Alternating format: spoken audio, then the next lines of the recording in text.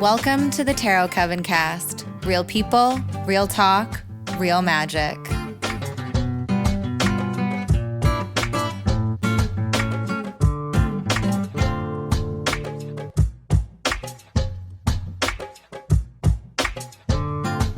Hello out there, lovely listeners, and welcome to the Tarot Coven cast. I'm your host, Jasmine, and joining me for this very special bonus episode are two of my amazing co-hosts. We've got Jessie. Hi, everybody. And our resident expert on all things Wheel of the Year, Jechanovia. Hi, sweethearts. And I mentioned Jechanovia's expertise because this episode kicks off a series of bonus episodes all covering Wheel of the Year festivals and celebrations. And as I'm sure you already know, based on the title of the episode that you can see in all of your podcast players, we are here today to chat about Ostara. But first, I would love for you, Jechanovia, to give us kind of an overview of what the Wheel of the Year even is, and maybe a little background on kind of why and how it called to you in the first place. Absolutely. Well, the Wheel of the Year, as many practicing pagans are aware of this, it celebrates, first of all, the four stations of the year. So your two equinoxes and your two solstices. And that's the positions of the sun, right? Mm-hmm. And at, say, the winter solstice, we are at the darkest time of year, the longest nights, shortest days. At the summer solstice, we are at the longest days, so the most light and the shortest nights.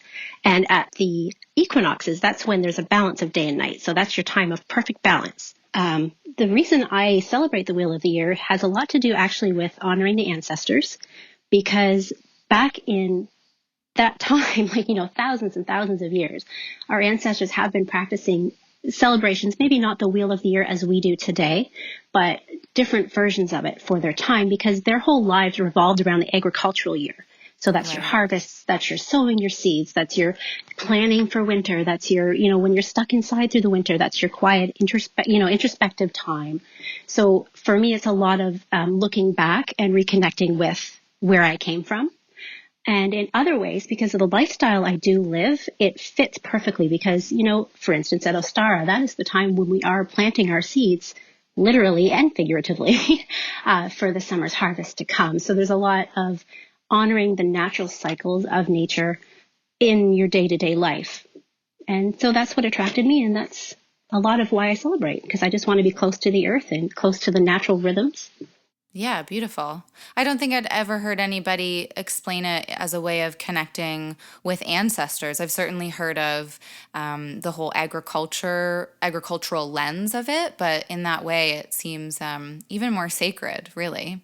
Yeah, everyone's going to have their own connection to it, but for me, I am very, very much based in, genealogy and again, where I came from, ancestors, bloodlines, and even just ancestors of, past witches and druids who used to practice, who also lived in that time. So, yeah.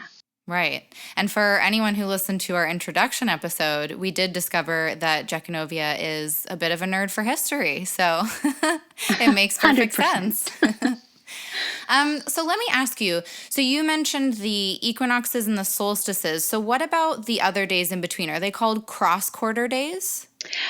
Some traditions do call it cross quarters. Personally, I call them midpoints. Okay. So it'd be almost generally your halfway point between your solstice and equinox, or equinox and solstice. Right. So Ostara being your spring equinox, that's your balance date. And then for the next one will be Beltane, which is May 1st, which is your midpoint between your spring equinox and your summer solstice, Litha. Gotcha. Very cool. Yeah, and I hope that at some point we will have episodes for each of these days. That would be nice to just have kind of on record, and then everybody can go and listen to them whenever those days are coming up, because I know that unfortunately this episode probably won't resonate or be as relevant to any of our Southern Hemisphere listeners, but we will get to the fall equinox one day, and then in 6 months' time you can listen to this episode instead. So what about you, Jessie? Have you ever celebrated any of these days, or have you ever had any, I guess you have some interest because you're joining us for this episode, but what's kind of your relationship to the Wheel of the Year, if any? I am fortunate to live in an area that does have the true seasons. And so I've always been connected to the shifting. And it's funny to think about, being younger and not aware of it being the wheel of the year, but also just noting how I felt and what I was doing at that time. And so now that I'm more aware and shifting out of traditional holidays as they are, for kind of more on the religious base, I'm Right. really like, it makes so much more sense to me as we're connecting to the nature part of it. And what's also kind of cool is I'm getting a lot more into Ayurveda, which is an ancient science connected to yoga. But all of this is about, seasonally how you feel and what you do. And if you look at, what Jechanovia and us have talked about, this is winter where, we're staying inside, we're resting, we're kind of cultivating or rejuvenating ourselves for the work that's to come. Well, that's very wheel of the year, but it's also very Ayurvedic. And so I love the connections there. Oh, that's cool. We're definitely going to have to talk more about that on a future episode. You're going to have to be our resident Ayurveda. Am I saying that right? Ayurveda. Yes. Ayurveda expert. Yes, you'll have to come on and do that for us. Would love that. As far as things go for me, I like when I first learned about the Wheel of the Year, I think what initially attracted me was the idea that it was, even if you just look at it, it's literally in the shape of a circle, it's a cycle, and that sort of pattern just really gelled with the sort of turn that I was making in my life when it came into my life. And so I gravitated towards the idea of it. And I kind of played around last year with writing some novice witch guides to these Wheel of the Year celebrations, but I don't know. I don't think I was the right person to be writing about these things, considering I had never really celebrated them. And so I was always really interested in picking the brain of somebody who had actually taken these ideas and put them into practice and was living that lifestyle. So this is a little bit of a dream come true for me tonight. But I also really like how the Wheel of the Year, it kind of connects with the moon phases in general. I mean, there's the 8 days on the wheel, right? And then we've got like the 8 major moon phases. And of course, I love the moon phases. I love following that. So I really liked that idea of how it kind of connected in with that as well. But really, this year will be my first year legitimately starting to celebrate any of these days. This will be my first one. I'm going to take everything I learned from this recording session and put it into practice. So I'm super excited about it. And I think we should just dive in and learn more about Ostara. So, Jechanovia, along the way, correct me if I'm wrong about any of these things. But as far as my research goes, Ostara, you've already said it as well. It connects with the spring equinox, right? So, we're coming to that point in the year where light and dark are beginning to balance again. And it also coincides with the beginning of the astrological new year as far as sort of Western practices go, because we're going to be shifting into Aries season right around the same time. And actually, you know what? At this point, is there a specific date or is it kind of a set of dates that it happens on? Because I got kind of conflicting answers based on the research that I was doing. Do you celebrate on a specific day or kind of a couple of days? Now this will vary from person to person. For myself, fair enough, yeah. I think we actually touched on this before. I don't get really rigid about the dates because it's a flow, right? So we're flowing from one season into the next, and Ostara is actually the midpoint of spring. So any time around this time is when I start to do my Ostara rituals. I start to, again, plant my seeds, real seeds, and, my seeds of intention for the year. So I just find that around the 20th to the 21st, sometimes the 22nd, that's when it's like I can just feel that energy just peak. So I more rely on my own body and the sensations I get, and when I'm feeling guided to really push into it. But overall, it's kind of like an ongoing theme with all of my activities. Yeah. Okay, fair enough. I mean, I think that makes sense. Yeah, but anyway, so we're shifting into Aries season. And then if we're connecting it with the moon phases, I believe this would be the first quarter moon. So when you're following a lunar cycle, that's kind of the time when you're really starting to take action on things, which really makes sense with how it coincides with Ostara, right? And so I guess on a monthly level, you'd be maybe taking action on the intentions that you set at the new moon. Whereas on this yearly basis, you'd be really thinking about what you wanted to do in 2020 or however you look at the year ahead and really starting to take action on some of these things. But what have I missed? I'm sure there's a lot for you to fill in the gaps there, Jechanovia. You nailed a lot of it. Like, I do love how you're drawing the parallels with the moon cycles and with the seasons changing. I find it fascinating how there's always cycles within cycles and they all reflect each other, but they're all really different at the same time. So it's just, you could just think about that for hours if you let your brain wander. So absolutely, that's a great point that you've been making. And I think too, if we go back to that pendulum, like if you just think of a pendulum swinging, okay, you've got your winter solstice and there's that little, like, that pause. There's not a lot of movement because the pendulum swung all the way and there's like that pause. The energy's building up. And now we're swinging back towards the other side. So it's all about movement and we're getting that momentum. And once you hit that equinox, it's actually when you've hit your full speed and it's time to move. So I love that Aries being ruled by Mars.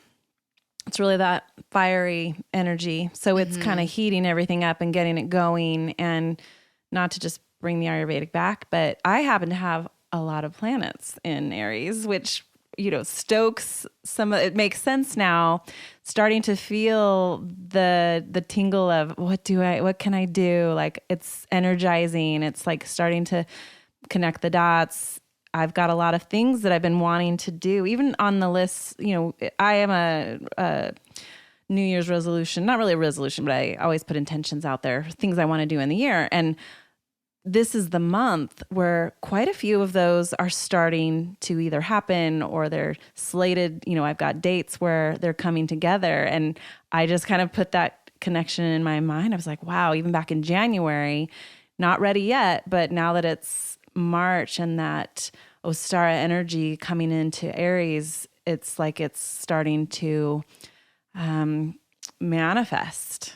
I noticed, for the first time last year was when I really noticed that shift into Aries, and I noticed, okay, I think this is the beginning of the year, actually. Like, this really feels like the launch point. And I think we've talked about this before, maybe in one of our more private meetups or whatever, but that idea that throughout the winter, it's really behind the scenes and building and kind of, you're still working on things, but it's quieter and it's maybe a little bit more for yourself, or it's like a gestation period almost. But now you're so right with the way you linked it with the Aries and the fire, with Mars and all that fire and intensifying things. It's like that beautiful spark, and it's just like, go, go, go, Yeah. Well, even then, as you say that, I'm thinking about our threes in the tarot deck, right? Where you've got that building of something, whether you've got your pentacle coming together, or three of cups, where it's community and what the threes represent. March is the third month of the calendar year. And wow, that's kind of a fun connection point. Yeah, and it's like Jechanovia was saying, there's all these cycles within cycles within cycles. It's actually really interesting. I feel like the more you get into things like tarot or moon cycles or wheel of the year, there's always, or even like you were connecting with Jess, the Ayurveda stuff, there's always something that connects with them some way. And I don't know, it's really beautiful and it's a lot of fun. Yeah, so I mean, anything else that we've missed just about kind of the general overview, the themes of what Ostara is, Jechanovia? Anything you would want to add? not really. I mean, you've pretty much covered it. And I really like the way Jess is also drawing in and I'm going to butcher this, Ayurveda? Ayurveda. It's a Ayurveda. tough word to say, so It's no really hard. worries. We're going to have to take like pronunciation lessons for this. Yes. Jesse's going to have to give us like a little coaching session. Yes, exactly. But I just find it really, really neat how different traditions from, different parts of the world all have similar energy. Of course, there's different names. There's different specific practices, but the general themes can be so similar. And it's almost that sense of connection. It's like even our ancestors in, thousands and thousands of miles apart, we're still practicing the same basics. And it's almost thrilling to think that we have that connection running through us, no matter where we come from or who we come from. Oh, yeah. And I mean, I think it's so easy to get caught up in your own stuff, and that's human, and I think that we are entitled to get caught up in our own stuff. But it's also nice when you start thinking about those kinds of things, Jechanovia, to remember we really are connected on such a deep level, and we're really not that different after all, So I was actually just going to add, because Jess brought in the threes, the importance of threes, and the card that actually reminds me of Ostara is my current stalker card, the Empress, which is also a 3 card. So I just wanted to throw that in there too. Yeah. Yeah, that Empress has been following you around for a while. Yes. So that's interesting, because kind of relates to what I was going to bring up next is, now that we know what it is, how might we celebrate it? How might we honor it? And really the only thing that I wanted to kind of contribute, because it's the only thing that I've really done in the past, I think, is I made a little altar for it last year. And I just remember wanting to focus on bringing balance to the altar in general, because, again, it's like the balance between light and dark. We're coming to that balance point, right? So what I put on the altar was the Sun and the Moon cards and the Emperor and the Empress cards. And maybe I even put the High Priestess and the Magician, but I was just looking for those cards that sort of balance each other out, create that nice mirror. And of course, the Emperor coincides with Aries, which is the season that we'll be going into, all that kind of good stuff. But I also did, I would only use even amounts of candles, or if I was using, I might use like a red and an orange candle, stuff like that, just to really bring like an aesthetically pleasing sort of view to it as well. But that's really as far as I got. I might have put like a couple of seeds on it. But yeah, how do you celebrate, Jechanovia? What are the things that you do no matter what every year? Let's start with that. And then maybe if there's new stuff that has come up along the way as you've been celebrating, we'll get to that afterwards. Sure. Well, I do a lot of baking. Cool. Grains are a big one of the symbols of Ostara. So I do a lot of baking breads, and what I'll do is I'll put chia seeds and flax seeds in the bread, because seeds, again, another symbol. Sure.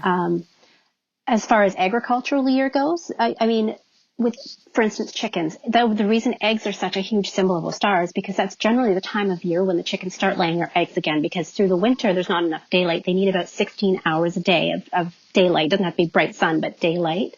And that's what triggers their bodies to start laying eggs again.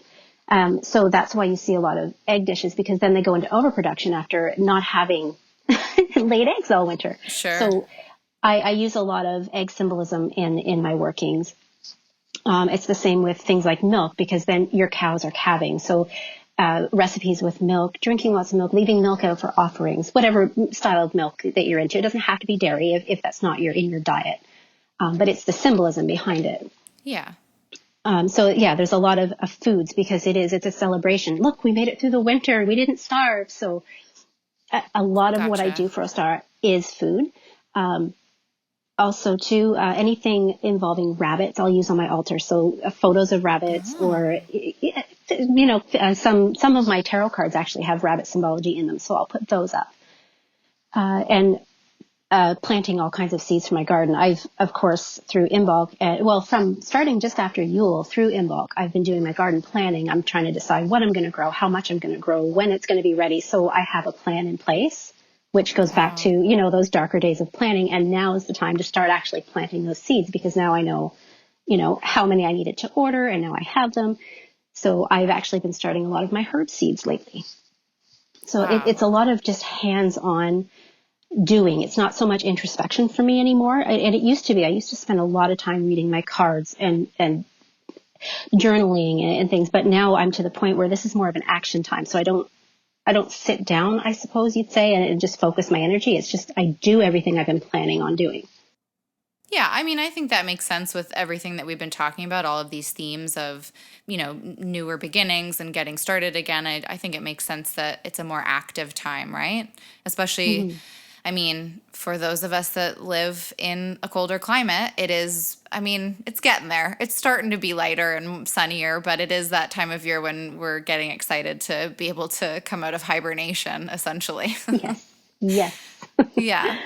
Well, it's so interesting, all of the egg stuff, because it makes me think of Easter, and even the word Ostara has, that same similar sound to it, right? I mean, do you know of any, is there a connection there? Was there Yep. one that happened before and then it kind of evolved into something else, or? Well, it depends on who you ask. Again, it's one of those things that changes from person to person, but for one of my favorite stories actually is the story of Ostara and the Easter Bunny. Okay. And so she fell in love with this bird, but Ostara was late coming one year from spring, so winter lasted too long, and this bird passed away because it froze to death. And she felt so bad that she brought it back to life and transformed it into a rabbit.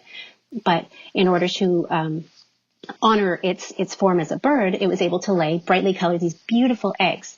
So every year at Ostara Festival, this rabbit would go around and hide all its beautiful eggs for the children to find. Well, she caught the rabbit having an affair and got very angry and cast him up into the sky, underneath the hunter's foot in the constellations. Lupa? I can't remember. Lupus? Something that affects the constellation. Yeah. But then after a few years, she noticed the children were really upset and they were missing their Easter Bunny festival. So she lets them come down once a year to hide these beautiful eggs for the children. And that's where a lot of the modern story of the Easter Bunny comes from. So eggs, even in that respect, that's why I still paint eggs to this day. Even though I'm a grown-up, I love to do it because it's that, you're getting back to your childhood and you're just having fun and honoring those traditions. So that's a big egg thing for me. That is so cool. I have never heard that story before. And it's so interesting because both Jesse and I are working, or we were writing a story for this constellation oracle deck that's coming out. And so just hearing another story about how, one of these symbols was created into the constellation. It's so cool. And all of these stories are so messy. There's just so much drama in all of these old stories with goddesses and gods and whatever. It always brings a smile to my face. They're the funniest things. And it's so interesting how they get passed down through the generations, and then it becomes, oh, now you get to go on your Easter egg hunt, Yeah, so the number one. Oh, go ahead. No, I was going to say the number one reaction I usually get when I tell that story is, now I get where the eggs from the bunny come from. Yes, so true, because it's the most bizarre thing, right? And you see those commercials for the Cadbury cream egg, and it's what? How did we get here? What were you going to say, Jess? I was just making the connection then to, Christianity, or what most of the world as they celebrate Easter. Really, it's about the risen Christ. So it's about coming back to life. And Yes. That is completely a connection to earth, just waking up for spring and being ready to give life to for the next cycle. So, yeah. So, okay, so we talked about you're planting all your seeds in your garden, all that kind of stuff, baking, doing offerings with milk, the painting of the eggs. I also, I guess, wanted to say, you could, I think there's at the dollar store, you can buy cardboard eggs or even styrofoam eggs, maybe try and get something that's recyclable. But if you're not a person that eats eggs, there's still a way to go and have a little bit of fun with paint and at least the shape of an egg, right? So always options out there. Or paper mache. Ooh, yes. Yeah, there's always a way to make it work, right? So what about, are there any specific gods or goddesses that are associated with this day that people could maybe choose to work with? Or are there any that you personally choose to work with? The way my practice has evolved, I actually have a matron and a patron, Lord and Lady, God and Goddess. Mm-hmm. Not that I don't acknowledge other gods and goddesses. It's just I have my personal ones who I work with most closely, and that would be Lady Caraglan and Lord Cernunnos. But in the past, I have actually laid out offerings for Ostara, especially when I'm trying to manifest something in particular, because she is a very huge fertility goddess. I know people who also, they'll leave offerings for Isis. They will leave offerings for Ishtar, I think is how you pronounce it. I might be pronouncing that wrong. But any goddesses, even Bridget, because she is a maiden, she has a maiden form. So she is still a really good goddess to honor during this time. Okay, great. Yeah, so basically your practice, like you have your god and goddess that you're working with all year round, basically. That's what you're saying. Okay, so it doesn't change just because it's Ostara. You're still going to do your thing with, yeah, that makes sense. Yeah. Very cool. So I guess I wanted to say some more, less kind of witchy sort of things, but just the idea of maybe even spring cleaning. Like this is a good time to get all that old crap out of your house and start fresh. And I think for me personally, I start my spring cleaning a little bit before, let's say the window of dates for, in particular, Ostara. But I guess I remember last year I was like, all right, I got to get it done. Like I want to get it done now because I want everything fresh. I want to get the windows open. I want the dust out. I don't like, what about you, Jessie? Have you celebrated these days before? Did you do anything around this last year? Is there anything that you did that you would want to share? Well, even already starting to clear out pots and in the house specifically, yes, spring cleaning is, I always get that bug to just freshen up. And in fact, the windows have been starting to open more. I do like to do a clearing, even if it's just like a sage and palo and sound clearing, and really brightening things up, coming out of the dark. Yeah. Movement, though, for me is really huge. So moving different yoga practice, because, there's different types of movement that benefits your body in different types of the year. And so I think about how my day is structured and even starting to rise a little bit earlier to get some of those practices done. Whereas in winter, I like to sleep. It's, you're supposed to give yourself a little bit more rest. It's that resting time. So putting a little bit more activity in the day, which makes that connection to, just being more productive and starting to create things.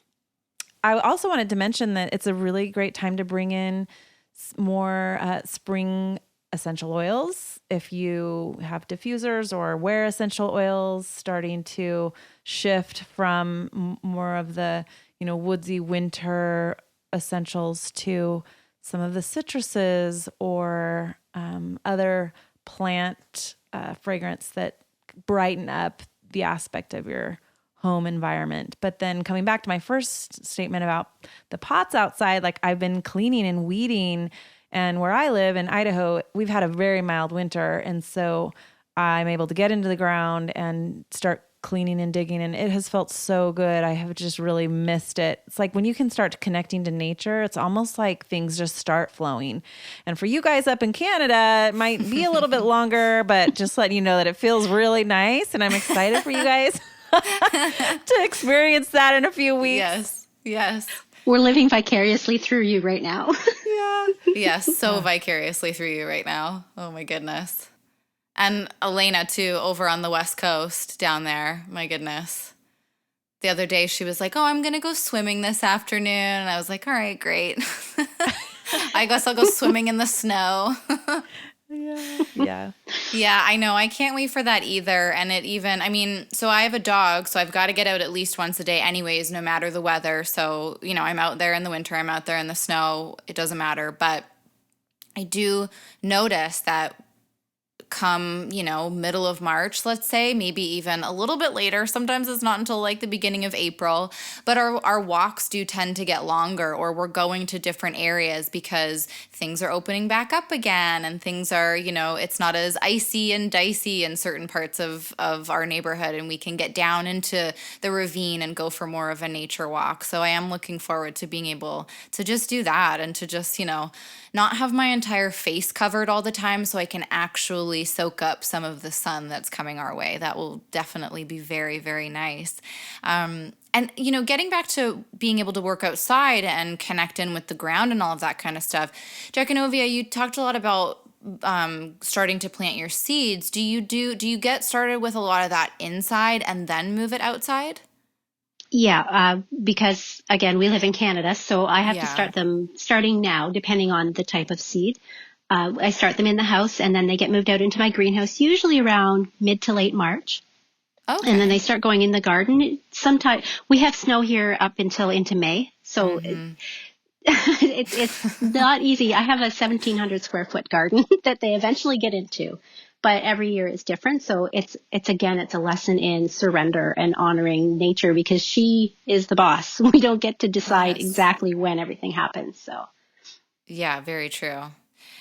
So, I mean, there you go. Like, I mean, if you are one of us that are also living in Canada, or if you're just in a part of the world where it is a colder climate, you can definitely get started with those activities inside, obviously space permitting, right? But even if you just want to plant, maybe just pick one herb that you really like that you use all the time and just start growing one of those inside if you've got space, right? Or if you've got a balcony or something where you can eventually put it outside. I mean, there's always ways around doing these activities, even when spring doesn't really feel like it's spring yet, right? yeah, True. even grabbing one of those herb plants, a potted plant from the grocery store that are always around year round. Sure. Have some basil sitting on your counter by the window, or so, anything that'll just bring that green growing atmosphere into your kitchen and into your home it's good for your soul. Yeah, absolutely. Maybe even just plants, getting new plants, or, actually what we've got on our list of things to do very soon is repotting a lot of our plants. They've grown a lot, and so it's time to do that. So, I mean, even just that is fun. When our backyard is still covered in snow, we can reach into a bag of soil and at least feel the dirt in that way. So, all right. Well, anything else that we didn't cover? You mentioned now you do a lot of more food-based stuff, but is there stuff that you did in the past that maybe resonated, but you just don't have time for it now? Or are there any other little rituals or activities that you might suggest, even maybe like somebody getting started might like to do?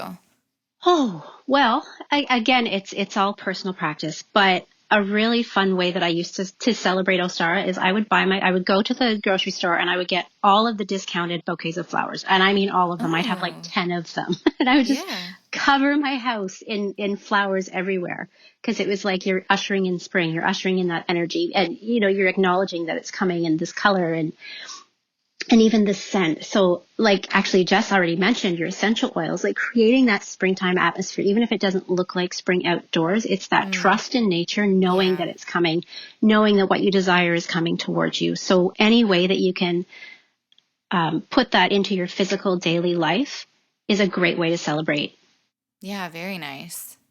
Do we have any tarot spreads planned for Ostara? I'm curious. I'm looking on Pinterest, and there's a few good ones, and really they're about what you need to prune away, or what do you want to bloom forward, and very spring like terminology. But I like the idea of using it as the focus for some sort of intention for the season.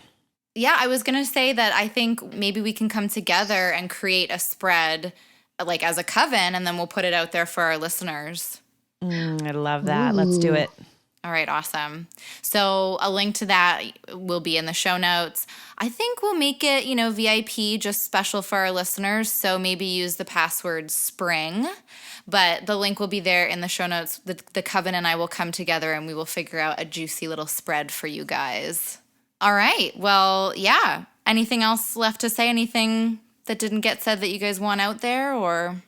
There's some cute things here on Pinterest. I'll have to look through. There is, they've got like a pentagram made from sticks, which we've all done, but this one has flowers kind of put around, like it's a special spring pentagram for the altar. That's a cool craft project. Yeah. Oh, I love this. There's like a wind catcher that's got like a pentagram and some flowers. So lots of cool things out there. Definitely a lot of projects that you could bring in.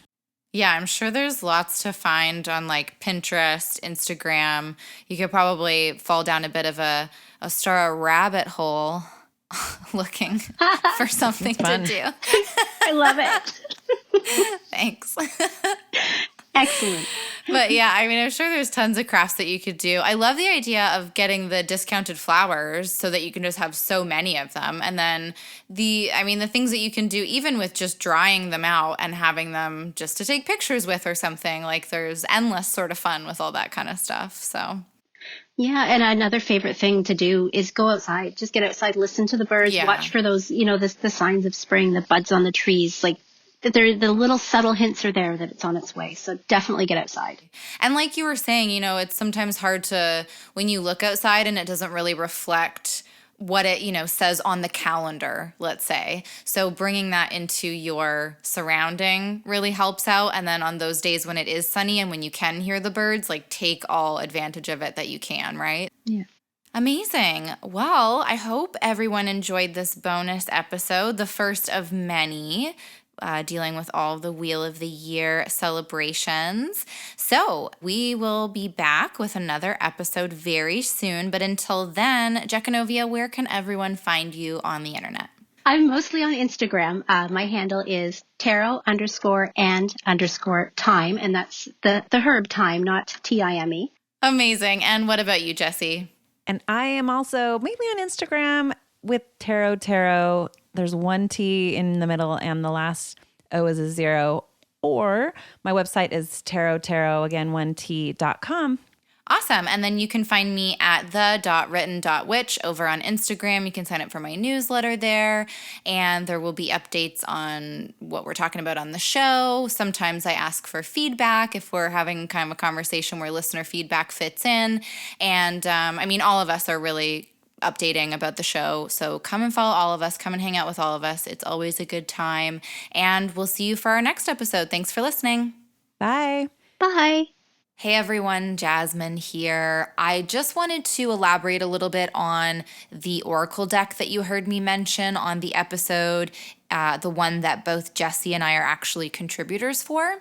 So it's called the Stories Oracle deck, and it is a collaborative project where, so each card will be a constellation, and for each card, a different contributor has written a story, a poem, lots of different things based on whatever sort of inspired them in researching the myth behind the constellation. So, for example, I wrote the one for the Cancer constellation, and I read 2 different myths on how Cancer became a constellation. I kind of put them together, remixed them, made them their own thing, and then just kind of wrote a story based on that. Jessie wrote a beautiful poem for her constellation, and I think it's going to be a really interesting mix of, like I said, stories, poems, essays, whatever, and it's just such a cool idea. So if you want more information, and definitely if you want to help back the project, it's going to be up on Kickstarter.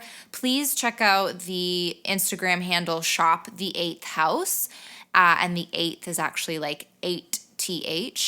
All of the information for, like the Kickstarter link and all of that kind of stuff will be there. You can learn more about the deck through the link in her bio, but I'm sure Jessie and I will also be posting about the Kickstarter once it launches. But yeah, so that's just a little more information on that Stories Oracle deck, and thanks for listening.